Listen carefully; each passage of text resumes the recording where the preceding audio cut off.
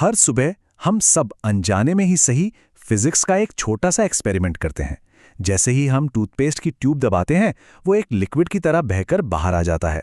लेकिन जैसे ही हम दबाना बंद करते हैं, वही टूथपेस्ट ब्रश पर सॉलिड की तरह टिका रहता है, ग्रेविटी को भी मात देते हुए। तो आइए आज इस रोजमर्रा की चीज में छिपे एक कमाल के रहस्य से पर्दा उठाते हैं। तो सीधा सा सवाल है, टूथपेस्ट आखिर है क्या, सॉलिड या लिक्विड? ये देखने में तो बड़ा आसान सा सवाल लगता है ना? पर इसका जवाब फिजिक्स की एक बड़ी ही दिलचस्प दुनिया का दरवाजा खोलता है। अब देखिए, स्कूल में हम सब ने पढ़ा है ना कि सॉलिड्स यानी ठोस चीजें वो अपनी शेप बनाए रखती हैं, और लिक्विड्स यानी तरल वो तो जरा सा फोर्स लगते ही बहने लगती हैं और किसी भी बर्तन की शेप ले लेती हैं। पर टूथपेस्ट वो तो इन दोनों में से किसी भी कैटेगरी में ठीक से फिट ही नहीं बैठता। और बस यहीं से शुरू होता है हमारा टूथपेस्ट पैराडॉक्स। आखिर ये एक ही चीज एक ही वक्त में दो अलग अलग तरह से बिहेव कैसे कर सकती है? इसका जवाब इसके इसी डबल बिहेवियर में ही है। चलिए थोड़ा और गहराई से देखते हैं। ये हम सब रोज देखते हैं, ट्यूब को दबाओ तो टूथपेस्ट बड़े आराम से एक लिक्विड की तरह बाहर आ जाता है, लेकिन जैसे ही वो ब्रश पर आता है, बस वहीं जम जाता है, एक सॉलिड की तरह। ना टपकता है ना फैलता है, बिल्कुल अपनी जगह पर टिका रहता है।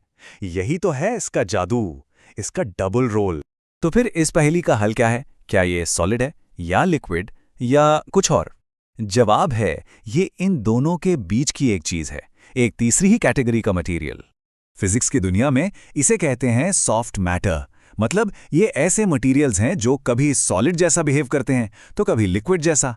ये सब इस बात पर डिपेंड करता है कि उन पे फोर्स कैसे लगाया जा रहा है।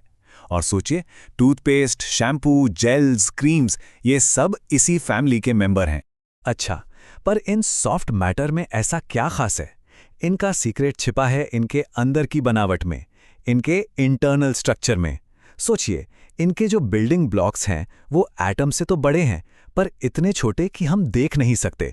और इन ब्लॉक्स को जोड़कर रखने वाला ग्लू यानी फोर्स बहुत कमजोर होता है, इतना कमजोर कि उसे आसानी से तोड़ा जा सकता है। इसी वजह से इनका स्ट्रक्चर बड़ा नाजुक लेकिन साथ ही बहुत फ्लेक्सिबल भी होता है। तो आखिर वो क्या चीज है जो ये डिसाइड करती है कि सॉफ्ट मैटर कब सॉलिड बनेगा और कब लिक्विड? इसके पीछे का राज है दो चीजों में, फोर्स और टाइम। ज्यादातर हम सोचते हैं कि बस ये इस बात पर डिपेंड करता है कि हम कितना जोर लगा रहे हैं, मतलब कितना हार्ड पुश कर रहे हैं। लेकिन सॉफ्ट मैटर के केस में ये कहानी सिर्फ आधी है। असली बात ये भी है कि वो जोर कितनी तेजी से लगाया जा रहा है, मतलब हाउ फास्ट। एक जैसा फोर्स अगर अलग अलग स्पीड से लगाया जाए तो रिजल्ट बिल्कुल अलग हो सकता है। और यही तो है सॉफ्ट मैटर का असली जादू। इसे शैम्पू के एग्जाम्पल से समझते हैं। सोचिए, जब शैम्पू की बोतल रखी हुई है तो उसके अंदर के लंबे लंबे मॉलिक्यूल्स जैसे स्पेगेटी हों एक दूसरे में उलझे हुए हैं, एक जाल सा बना लेते हैं। इसी वजह से शैम्पू गाढ़ा लगता है। फिर जैसे ही हम बोतल को हिलाते हैं, ये मॉलिक्यूल्स खिंचकर सीधे हो जाते हैं, लाइन में आ जाते हैं, वो उलझा हुआ जाल टूट जाता है और अब ये मॉलिक्यूल्स आराम से एक दूसरे पर फिसल सकते हैं। नतीजा, शैम्पू पतला होकर बहने लगता है। और जैसे ही हम रुकते हैं, ये मॉलिक्यूल्स वापस से उलझ जाते हैं और शैम्पू फिर से गाढ़ा हो जाता है। कमाल है ना? और ये प्रिंसिपल सिर्फ शैम्पू या टूथपेस्ट तक ही सीमित नहीं है। सच तो ये है कि अगर काफी वक्त दिया जाए तो लगभग हर चीज बह सकती है। अब हम इस आइडिया के सबसे एक्सट्रीम एग्जाम्पल को देखेंगे। जरा इमेजिन कीजिए, एक ऐसा लिक्विड जो इतना गाढ़ा है कि उसकी एक बूंद गिरने में सालों बल्कि दशक लग जाते हैं। सुनने में अजीब लगता है ना? पर यह बिल्कुल सच है। यह है मशहूर पिच ड्रॉप एक्सपेरिमेंट, दुनिया का सबसे लंबा चलने वाला लैब एक्सपेरिमेंट। कहानी शुरू होती है 1927 में। प्रोफेसर थॉमस पार्नेल ये साबित करना चाहते थे कि पिच, जिसे हम डामर या तारकोल कहते हैं और जो हथौड़े से मारने पर सॉलिड की तरह टूट जाता है, असल में एक बहुत बहुत गाढ़ा लिक्विड है। और उन्होंने साबित कर दिया। सोच के देखिए, लगभग 100 साल में इससे सिर्फ 9 बूंदें गिरी हैं। 9वीं बूंद गिरी थी 2014 में। यह एक्सपेरिमेंट बताता है कि कुछ चीज़ों के बहने की रफ्तार इतनी स्लो हो सकती है कि हम इमेजिन भी नहीं कर सकते। तो ये पिच आखिर कितना गाढ़ा है? अंदाजा लगाइए, ये पानी से 200 अरब गुना ज्यादा विस्कस है। 200 अरब! ये नंबर इतना बड़ा है कि इसे इमेजिन करना भी मुश्किल है। और यही चीज साबित करती है कि सॉलिड और लिक्विड के बीच की लाइन कितनी ब्लरी हो सकती है। तो देखा, पिच ड्रॉप जैसे एक लेजेंडरी एक्सपेरिमेंट से लेकर हमारे बाथरूम कैबिनेट तक फिजिक्स का ये अनोखा रूप हर जगह है। और फिजिक्स की इस ब्रांच का जो इन चीज़ों को स्टडी करती है, एक फॉर्मल नाम भी है। इसे कहते हैं रियोलॉजी।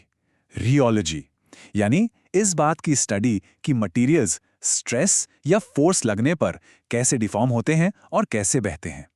और मज़ेदार बात यह है कि ये आइडिया कोई नया नहीं है। सदियों पहले एक ग्रीक फिलोसोफर थे, हेराक्लिटस।